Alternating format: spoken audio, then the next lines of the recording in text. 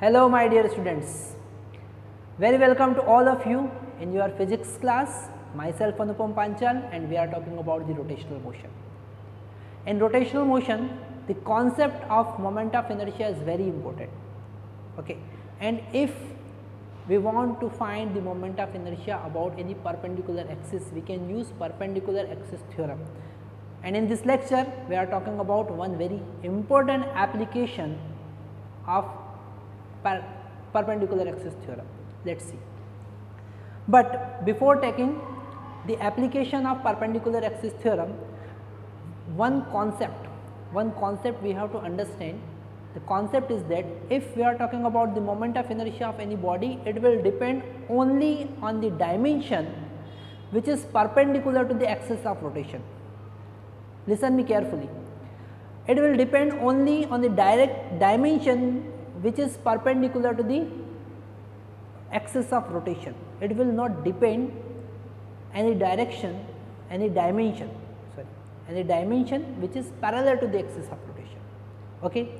If we are talking about the moment of inertia of a rod about its center, any axis passing to its center and perpendicular to the length of this rod will depend on the length of this rod.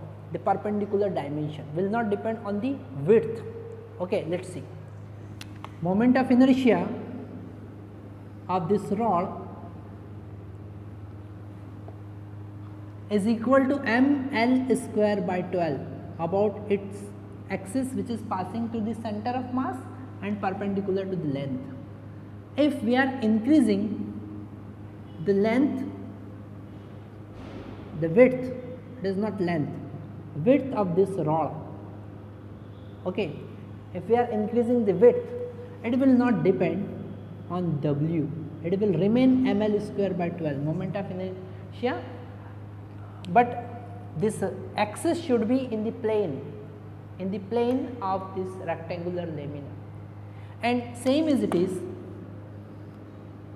if we are finding the moment of inertia of this rectangular lamina about this horizontal axis which is in the plane of this lamina,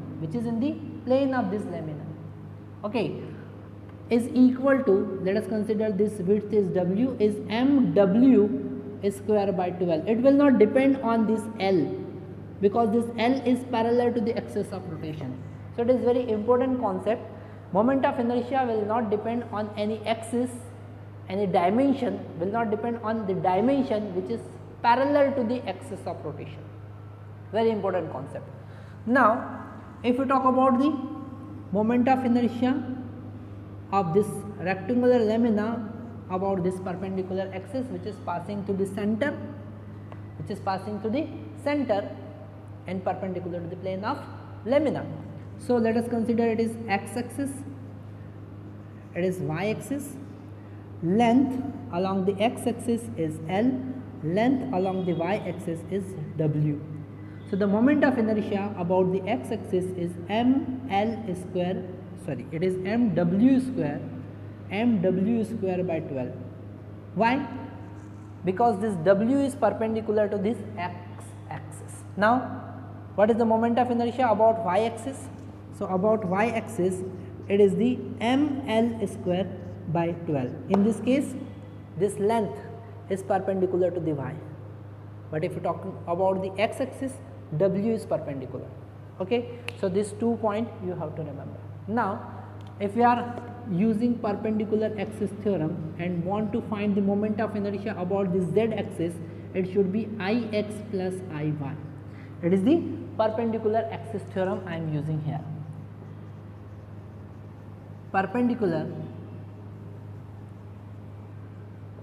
axis theorem. So moment of inertia about z axis which is perpendicular to the plane of this rectangular lamina is Ix plus Iy. So this Iz, what is Ix? It is mw square by 12 plus what is Iy? It is ml square by 12. So Iz is equal to m by 12 into W square plus L square. Very easily we can understand using the concept of perpendicular axis theorem. It is the application of perpendicular theorem. perpendicular axis theorem, which I want to explain you. Okay. So, in this video, in this lecture, what actually we are doing? We are finding the moment of inertia. I am writing here the moment of inertia of rectangular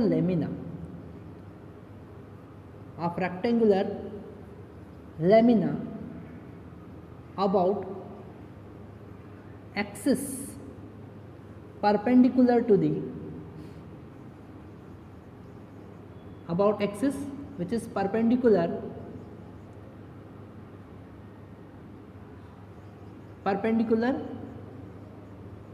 to the plane of lamina and passing through the center.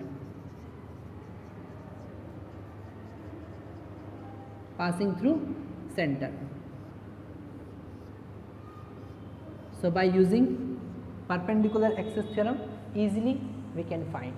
So,